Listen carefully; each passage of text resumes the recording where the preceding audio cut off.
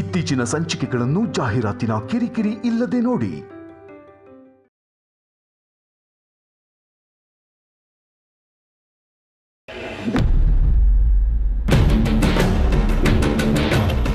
ಯಾವ ಬಾಯಿಂದ ಹೇಳಿ ಜನನಿ, ನಾನು ಹೋಗಿ ಮೊಹಮ್ಮದ್ ಹತ್ರ ಆಸ್ತಿ ಪಾಲ್ ಕೇಳಬೇಕಂತೆ. ಆಸ್ತಿ ನೀನ್ ಯಾಕೆ ಪಾಲ್ ಕೇಳಬೇಕು? ಅವ್ರಿಗೋಸ್ಕರ ನಾನು ಪಾಲ್ ಕೇಳಲೇಬೇಕು. ಅವರಿಗೋಸ್ಕರ ಅಂದ್ರೆ ನನ್ನ ಶತ್ರು.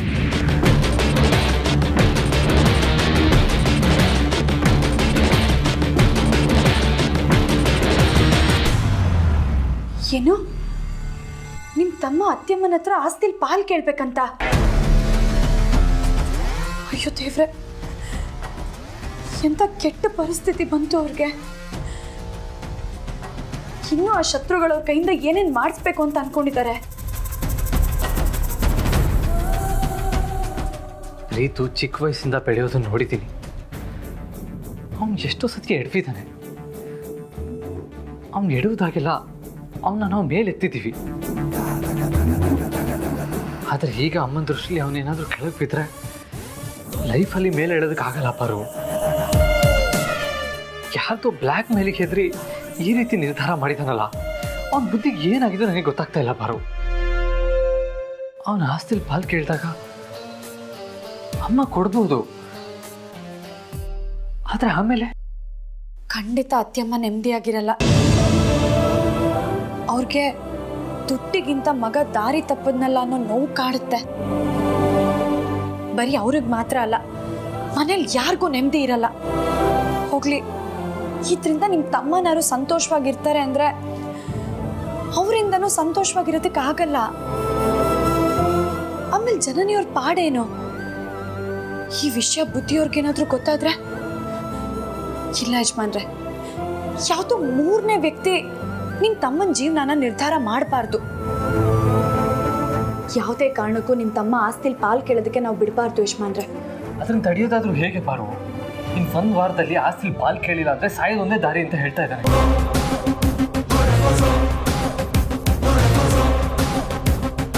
ಅದಕ್ಕೆ ಅವನ ಹಿಂದೆ ಯಾರಿದ್ದಾರೆ ಅಂತ ತಿಳ್ಕೊಳ್ಳೋದಕ್ಕಿಂತ ಮೊದಲು ಅವನು ಅಮ್ಮನ ಹತ್ರ ಆಸ್ತಿಲಿ ಭಾಗ ಕೇಳೋದನ್ನ ತಡಿಬೇಕು. ಏನೇ ಆದರೂ ಅವನ ಹಿಂದೆ ನಾವು ನಿಂತ್ಕೋಬೇಕು ಬಾರು.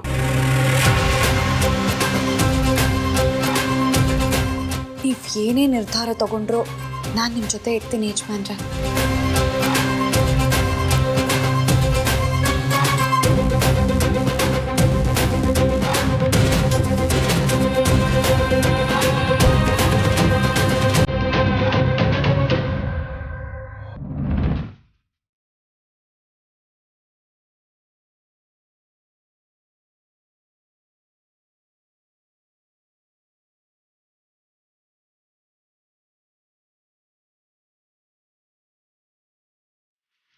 ಅಖಿಲ ಪಾರ್ವತಿ ಮೇಲಿಟ್ಟಿರೋ ನಂಬಿಕೆನ ಹಾಳು ಮಾಡ್ಬೇಕು. ಆ ರೀತಿ ಏನಾದ್ರೂ ಸಂಚು ಹೂಡ್ಬೇಕು ನೀನು.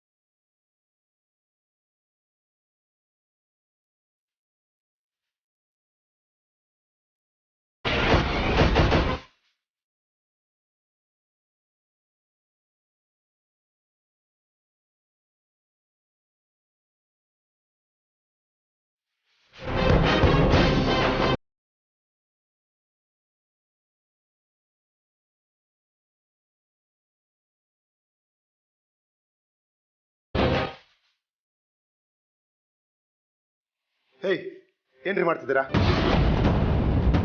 ಕೂತಿದ್ದೀನಿ. ತಪ್ಪ? ಕೂರೋದು ತಪ್ಪಲ್ಲ, ಆದ್ರೆ ನಮ್ಮ ಮಾಮ್ ಮುಂದೆ ಈ ತರ ಕಾಲ್ ಮೇಲೆ ಕಾಲ್ ಹಾಕೊಂಡು ಕೂತ್ಕೊಳ್ಳೋದು ತಪ್ಪು. ಅರ್ಸನ್ ಕೊಡಿ ಯಜಮಾನಿ ಅವರು, ಮರ್ಯಾದೆ ಬೇಡವಾ? ಕಾಮನ್ ಸೆನ್ಸ್ ಇಲ್ವಾ ನಿಮಗೆ? ತೆಗೀರಿ ಕಾಲ್ನ.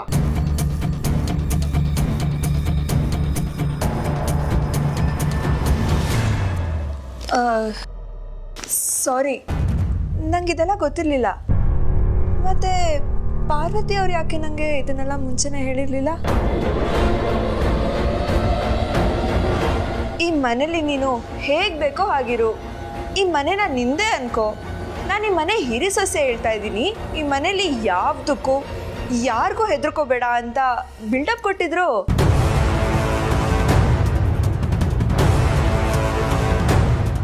ಮಾಮ್, ಅದಕ್ಕೆ ಬಗ್ಗೆ ತಪ್ಪು ತಿಳ್ಕೊಬೇಡಿ. ಅದಕ್ಕೆ ಆ ಥರ ಹೇಳೋದಕ್ಕೆ ಚಾನ್ಸೇ ಇಲ್ಲ. ಬೇಕಿದ್ರೆ ಈಗಲೇ ಕರ್ಕೊಂಬರ್ತೀನಿ ಅವ್ರನ್ನ. ಬೇಡ ಪ್ರೀತು,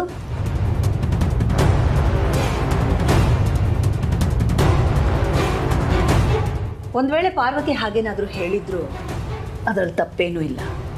ನನಗೂ ಅಷ್ಟೇ, ನಾನು ನೋಡಿದ ತಕ್ಷಣ ಯಾರಾದರೂ ಭಯ ಪಟ್ಕೊಳ್ಳೋದು, ಎದ್ದು ನಿಂತ್ಕೊಳ್ಳೋದು ಇದೆಲ್ಲ ನನಗೂ ಇಷ್ಟ ಇಲ್ಲ. ಗೌರವ ಅನ್ನೋದು ಮನಸ್ಸಲ್ಲಿದ್ದರೆ ಸಾಕು. So sweet of you aunty. ನಿಮ್ಮ ಬಗ್ಗೆ ಪಾರ್ವತಿ ಅವರು ತುಂಬಾ ಹೇಳ್ಕೊಂಡಿದ್ದಾರೆ ಗೊತ್ತಾ. ನಮ್ಮ ಪಾರ್ವತಿಗೆ ನನ್ನನ್ನು ಕಂಡ್ರೆ ತುಂಬ ಪ್ರೀತಿ. ಏನು ಪ್ರೀತಿನಾ? ಇಲ್ವಲ್ಲ, ಆ ಥರ ಏನೋ ಹೇಳ್ಕೊಂಡಿಲ್ಲ. ಅವ್ರು ಹೇಳಿದ್ದೆ ಬೇರೆ. ಮತ್ತೇನಂದ್ಲು? ಹೋಗ್ಲಿ ಬಿಡಿ ಆಂಟಿ, ಇವಾಗ ಅದೆಲ್ಲ ಯಾಕೆ ಹೇಳಿದ್ರೆ ನಿಮಗೂ ಬೇಜಾರಾಗತ್ತೆ. ನಾವಿಬ್ರು ಫ್ರೆಂಡ್ಸು, ನಮ್ಮ ಲೆವೆಲಲ್ಲಿ ಏನೋ ಮಾತಾಡ್ಕೊಂಡಿರ್ತೀವಿ. ಬಿಡಿ ಆಂಟಿ.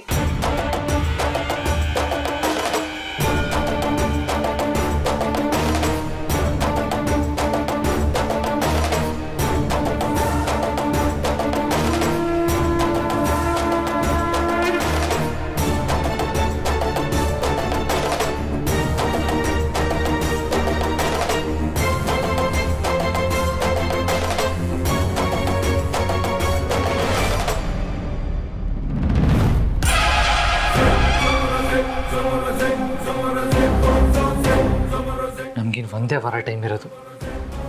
ಅಷ್ಟರಲ್ಲಿ ಪ್ರೀತು ಅಮ್ಮನ ಹತ್ರ ಆಸ್ತಿ ಕೇಳೋದನ್ನ ತಪ್ಪಿಸ್ಬೇಕು. ಆದರೆ ಆ ಶತ್ರುಗಳು ನಮ್ಮ ಮನೆ ಹೊಡೆಯೋದನ್ನ ತಪ್ಪಿಸೋದಕ್ಕಾಗಲ್ಲ. ಮತ್ತೇನು ಮಾಡೋದು ಯಜಮಾನ್ರೆ?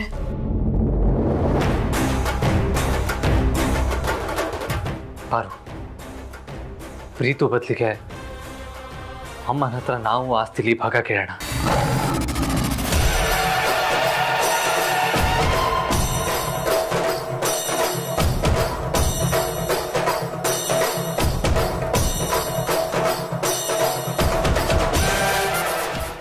ಯಜಮಾನ್ರೆ, ಏನ್ ಹೇಳ್ತಾ ಇದ್ದೀರಾ? ನಾವು ಆಸ್ತಿಲ್ ಭಾಗ ಕೇಳೋದಾ? ಹೌದು ಪಾರು, ಪ್ರೀತುನ ನಾವು ಉಳಿಸ್ಬೇಕು ಅಂದ್ರೆ ನಮಗೆ ಬೇರೆ ದಾರಿ ಇಲ್ಲ. ಒಂದೇ ಸಲ ನಾವು ಅಮ್ಮನ ಹತ್ರ ಹೋಗಿ ಆಸ್ತಿಲಿ ಭಾಗ ಕೊಡಿ ಅಂತ ಕೇಳಿದ್ರೆ ಅಮ್ಮಂಗೆ ಡೌಟ್ ಬರುತ್ತೆ. ಅದಕ್ಕೆ ಹಂತ ಹಂತವಾಗಿ ಅಮ್ಮ ನಮ್ಮ ಮೇಲಿಟ್ಟಿರೋ ನಂಬಿಕೆನ ನಾವು ಕಳ್ಕೊತಾ ಬರಬೇಕು ಪಾರು. ಮಧ್ಯಮ ನಮ್ಮ ಮೇಲೆ ನಂಬಿಕೆ ಕಳ್ಕೋಬೇಕು ಅಂದ್ರೆ ನಾವು ಅವ್ರಿಗೆ ಬೇಜಾರಾಗೋ ಥರ ನಡ್ಕೋಬೇಕು ಅಲ್ವಾ ಯಜಮಾನ್ರೆ? ಹೌದು ಪಾರು, ಇವಾಗ ಅದ್ಬಿಟ್ಟು ನಮಗೆ ಬೇರೆ ದಾರಿ ಇಲ್ಲ. ಹೇಗೂ ಅಮ್ಮನ ದೃಷ್ಟಿಲಿ ನಾವು ಕೆಟ್ಟಾರೋಗೋದು ಇದೇನು ಫಸ್ಟ್ ಟೈಮ್ ಏನಲ್ವಾ. ಮದುವೆ ಟೈಮಲ್ಲೂ ಅವ್ರು ನಮ್ಮ ಮೇಲೆ ನಂಬಿಕೆ ಕಳ್ಕೊಂಡಿದ್ರು. ಆದರೆ ಈಗ ನಮ್ಮಿಬ್ಬರನ್ನೇ ಅತಿಯಾಗಿ ನಂಬೋದು. ಇವಾಗ ಆಸ್ತಿಲಿ ಪಾಲು ಕೇಳಿ ಅವ್ರ ನಂಬಿಕೆ ಕಳ್ಕೊಂಡ್ರು ಮುಂದೆ ಒಂದಿನ ಎಲ್ಲ ಸರಿ ಹೋಗುತ್ತೆ ಪಾರು.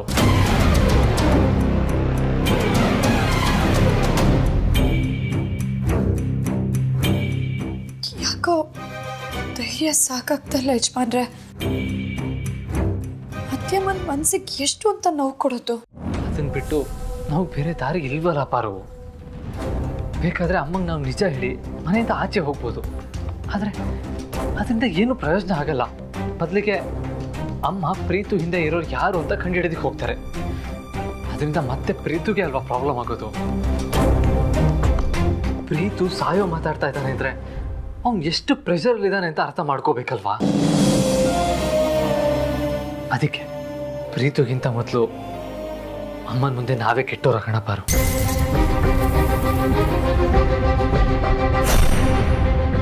ಆಗ ಶತ್ರುಗಳ ಆಸೆನೂ ಈಡೇರುತ್ತೆ. ಆಗ ಅವರು ಖುಷಿಯಾಗಿರ್ತಾರೆ. ಖುಷಿಯಾಗಿದ್ದಾಗ ರಿಲ್ಯಾಕ್ಸ್ ಆಗಿರ್ತಾರೆ. ಅವ್ರು ರಿಲ್ಯಾಕ್ಸ್ ಆದಾಗ ನಮಗೆ ಪ್ರೀತು ಹಿಂದೆ ಇರೋರು ಯಾರು ಅಂತ ಕಂಡುಹಿಡಿಯೋದಕ್ಕೆ ಸುಲಭ ಆಗುತ್ತೆ ಪಾರು. ಆದಷ್ಟು ಬೇಗ ನಾವು ಅಂದ್ಕೊಂಡಿರೋ ಕೆಲಸನ ಸಾಧಿಸ್ಬೋದು ಪಾರು.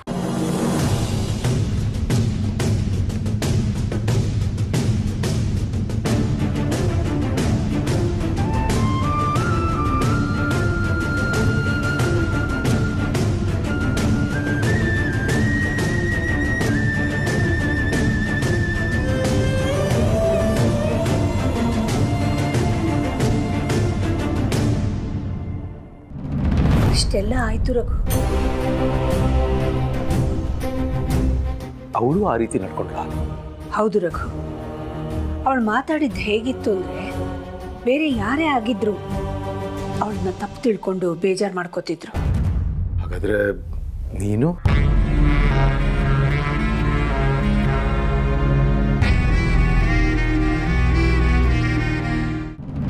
ಪ್ರೀತಿನ ಇಲ್ವಲ್ಲ, ಆ ಥರ ಏನೋ ಹೇಳ್ಕೊಂಡಿಲ್ಲ. ಅವ್ರು ಹೇಳಿದ್ದೆ ಬೇರೆ. ಪಾರ್ವತಿ ಬಗ್ಗೆ ಬಾಯಿಗೆ ಬಂದಂಗೆಲ್ಲ ಮಾತಾಡ್ದೆ. ಇವಾಗ ಅವ್ರು ಹೋಗಿ ಪಾರ್ವತಿ ಅವ್ರ ಹತ್ರ ಏನಾದರೂ ಕೇಳಿದ್ರೆ ನಿಜ ಗೊತ್ತಾಗುತ್ತೆ. ನಾನು ಸುಳ್ಳು ಹೇಳಿದೆ ಅಂತ ಗೊತ್ತಾಗೋಗ್ಬಿಡುತ್ತೆ. ಆಮೇಲೆ ಅವರು ನನ್ನ ಈ ಮನೆಯಿಂದ ಹೊರಗೆ ಹಾಕೋದಂತೂ ಗ್ಯಾರಂಟಿ. ಏನು ಮಾಡಲಿ?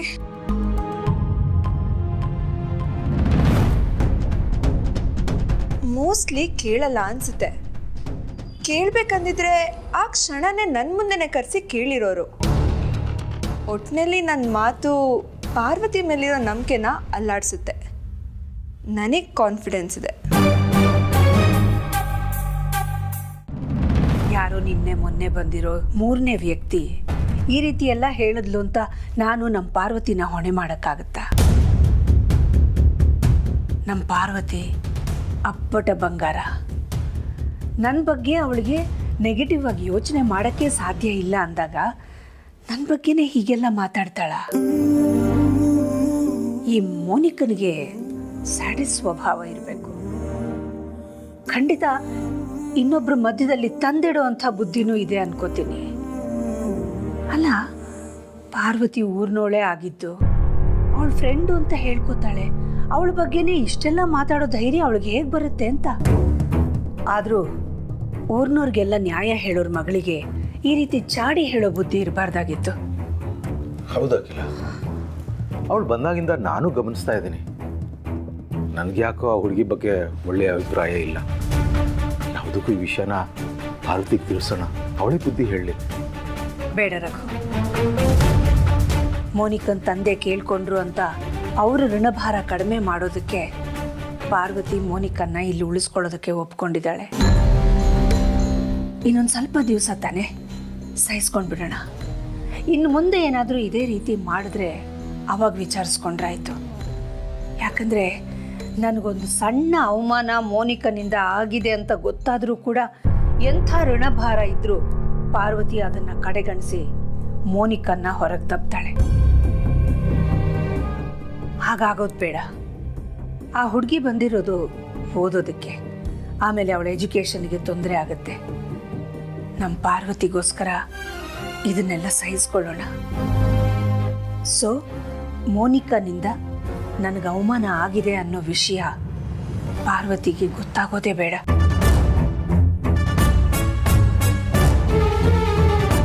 ಸರಿ.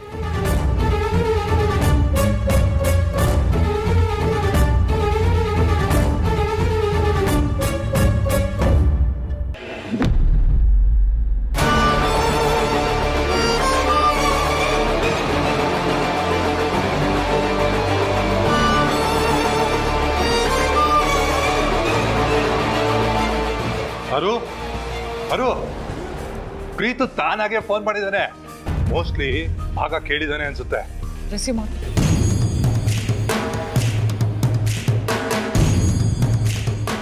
ಹೇಳೋ ಪ್ರೀತು ಮರಿ. ನಿನ್ನ ತಂಗಿಗೆ ಫೋನ್ ಕೊಡು. ಅರೆ ವಿಷಯ ಏನು ಅಂತ ಹೇಳು, ಪರವಾಗಿಲ್ಲ. ಕೊಡು ಒಂದೇ. ಸರಿನಪ್ಪ, ಮಾತಾಡು. ಹೇಳು ಪ್ರೀತು. ಆಸ್ತಿಲಿ ಭಾಗ ಕೇಳಬೇಕು ಅಂತ ಹೇಳಿದ್ರೆ ತಾನೆ. ಈಗ ಯಾರಿಲ್ಲ ಅಂತ ಹೇಳಿದ್ದು? ಕೇಳೋದಕ್ಕೆ ಅಂತ ಟೈಮ್ ಕೊಟ್ಟಿದ್ದಾರೆ ತಾನೆ. ಹೌದು. ಮತ್ತೆ ಯಾಕೆ ಈಗ ಹೊಸ ಆಟ ಶುರು ಮಾಡಿದ್ದೀರಾ? ಏನು? ಮೋನಿಕನ ಚೂ ಬಿಟ್ಟಿರೋದು. ಚೂ ಬಿಡೋದಕ್ಕೆ ಅವಳೇನು ನಾಯಿನ? ಹೌದು, ಅವು ನೀವು ಸಾಕಿರೋ ನಾಯಿನೇ. ಅಲ್ಲಿರೋದು ಬಿಟ್ಟು ನಮ್ಮನೆ ಸೇರ್ಕೊಂಡಿದ್ದಾಳೆ. ನಮ್ಮ ಅತ್ತಿಗೆ ಬಗ್ಗೆ ನಮ್ಮ ಮಾಮ್ ಎದುರಿಗೆ ಕೆಟ್ಟೊಳಗೆ ಮಾಡಕ್ಕೆ ಹೊಟ್ಟಿದ್ದಾಳಲ್ಲ, ಅದು ಗೊತ್ತು ತಾನೆ? ಖಂಡಿತ ಗೊತ್ತು. ಯಾಕಂದ್ರೆ ಅದನ್ನ ಮಾಡೋದಕ್ಕೆ ಹೇಳಿದ್ದೆ ನಾನಲ್ವಾ? ಅದೇ ಯಾಕೆ ಈ ರೀತಿ ಮಾಡಿದ್ರಿ? ಯು ನೋ ವಾಟ್ ಪ್ರೀತು, ನೀನು ಆಸ್ತಿಯಲ್ಲಿ ಭಾಗ ಕೇಳೋವರೆಗೂ ಮೋನಿಕಾ ನಿಮ್ಮ ಅಣ್ಣ ಅತ್ತಿಗೆನ ಟಾರ್ಗೆಟ್ ಮಾಡ್ತಾನೇ ಇರ್ತೀನಿ. ಇದು ನಿನ್ನನ್ನು ಎಚ್ಚರಿಸಕ್ಕೆ ನಾನು ಕೊಡ್ತಿರೋ ಎಚ್ಚರಿಕೆ ಗಂಟೆ ಅಂತ ಅನ್ಕೋ.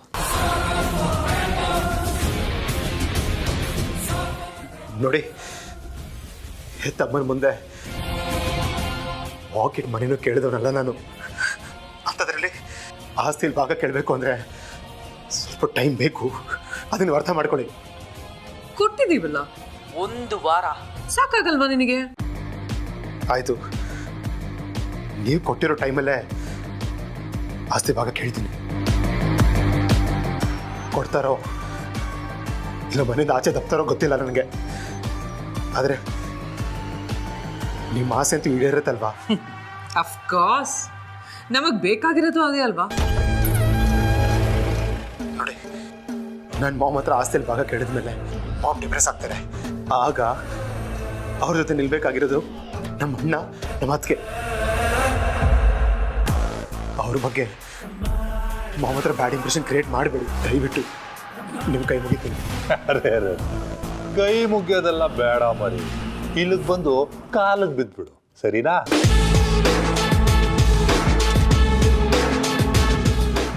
ಆಯ್ತು, ಅದನ್ನು ಬೇಕಾದ್ರೆ ಮಾಡ್ತೀನಿ. ಬರೋದೆಲ್ಲ ಏನು ಬೇಕಾಗಿಲ್ಲ. ಸದ್ಯಕ್ಕೆ ನಾನು ಹೇಳಿದ ಕೆಲಸ ಮಾಡಿ ಮುಗಿಸು. ನಿಮ್ಮ ಅಣ್ಣ ಅತ್ತಿಗೆನ ಗೋಳೊಯ್ಕೋಬೇಡ ಅಂತ ಮೋನಿಕಂಗೆ ಹೇಳ್ತೀನಿ. ಈಗ ಫೋನ್ ಕಟ್ ಮಾಡಿ ಸಾಕು.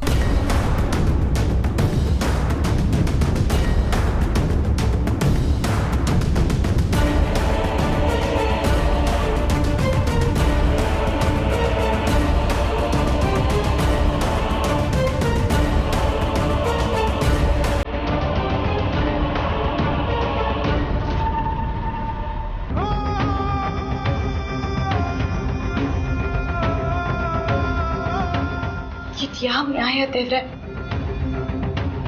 ನಮ್ಮ ಪಾಡಿಗೆ ನಾವು ಬದುಕ್ತೀವಿ ಅಂದ್ರು ನಮ್ಮನ್ನ ಧರ್ಮ ಸಂಕಟಕ್ಕೆ ಸಿಕ್ಕಾಕ್ಸ್ತಾ ಇದೆಯಾ? ಅತ್ತೆಮ್ಮನ ಮನ್ಸಿಗೆ ಯಾರು ನೋವು ಕೊಡಬಾರ್ದು ಅಂತ ಯೋಚನೆ ಮಾಡೋರು ನಾವು. ಅಂಥದ್ರಲ್ಲಿ ಇವಾಗ ನಾವೇ ಅವ್ರ ಮನ್ಸಿಗೆ ನೋವು ಕೊಡೋ ಸಂದರ್ಭ ಬಂದಿದೆ.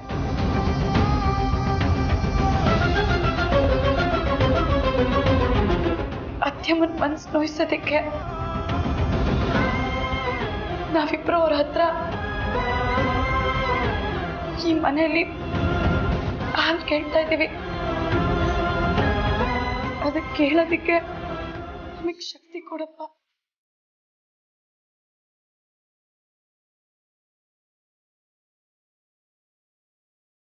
ನೀವು ಅಂದ್ಕೊಂಡಿದ್ದು ನೆರವೇರ್ಲಿ.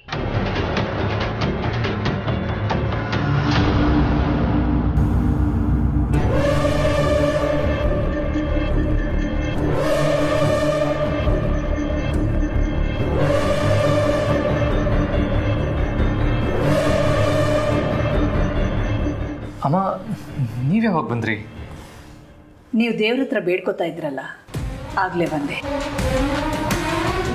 ಅಂದರೆ ನಾವು ದೇವ್ರ ಹತ್ರ ಬೇಡ್ಕೊಂಡಿದ್ದೇನೋ ನೀವು ಕೇಳಿಸ್ಕೊಂಡ್ರಾ? ಇಲ್ಲ,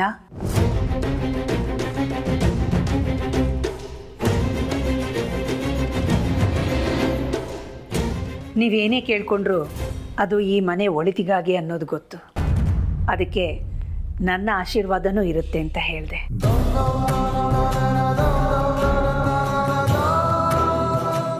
ನೀವು ಅಂದ್ಕೊಂಡಿರೋದು ಆದಷ್ಟು ಬೇಗ ಈಡೇರಲಿ.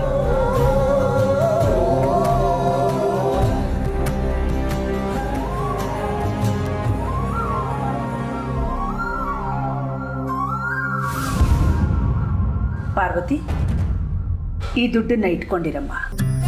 ವೃದ್ಧಾಶ್ರಮದಿಂದ ಇದನ್ನು ತಗೊಂಡು ಹೋಗೋಕ್ಕೆ ಅಂತ ಬರ್ತಾರೆ. ಅಕಸ್ಮಾತ್ ನಾನು ಇಲ್ಲದೆ ಇರೋ ಸಮಯದಲ್ಲಿ ಅವ್ರು ಬಂದರೆ ಅವ್ರ ಕೈಗೆ ನೀನೇ ಇದನ್ನು ಕೊಟ್ಬಿಡು. ಸರಿ ಅತ್ತೆಮ್ಮ.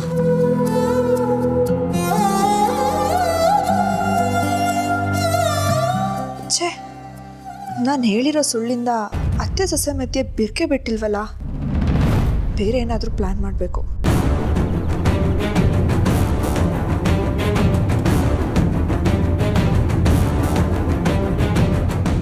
ಆದಿ, ಇವತ್ತು ಯಾಕೆ ಇಷ್ಟೊತ್ತಾದರೂ ಆಫೀಸಿಗೆ ಹೋಗಿಲ್ಲ?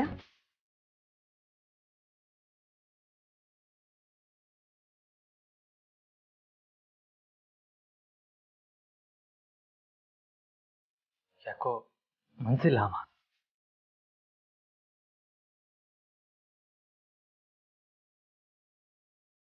ಮನ್ಸಿಲ್ವಾ? ಯಾಕೋ ಬೇಜಾರು. ಮನ್ಸಿಗೆ ಯಾಕೋ ನೆಮ್ಮದಿ ಇರಲಿಲ್ಲ ಅಂತ ದೇವಸ್ಥಾನಕ್ಕೆ ಹೋಗಿದ್ದಮ್ಮ.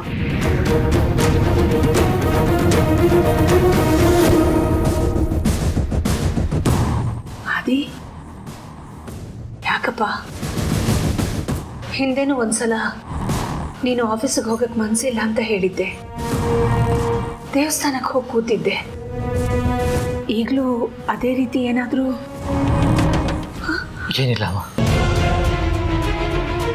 ಸರಿನಪ್ಪ, ದುಡಿಯೋ ದೇಹಕ್ಕೆ ದಣಿವಾಗೋದು ಸಹಜ. ಇವತ್ತು ಮನೇಲೇ ಇದ್ದು ರಿಲ್ಯಾಕ್ಸ್ ಮಾಡು. Take care.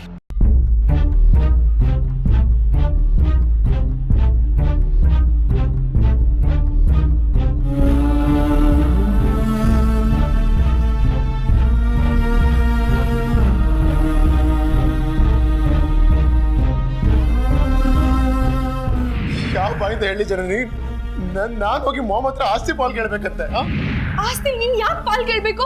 ಅವ್ರಿಗೋಸ್ಕರ ನಾನು ಪಾಲ್ ಕೇಳಲೇಬೇಕು. ಅವರಿಗೋಸ್ಕರ ಅಂದ್ರೆ? ನನ್ನ ಶತ್ರು. ನೀವು ಅಂದ್ಕೊಂಡಿದ್ದು ನೆರವೇರಲಿ.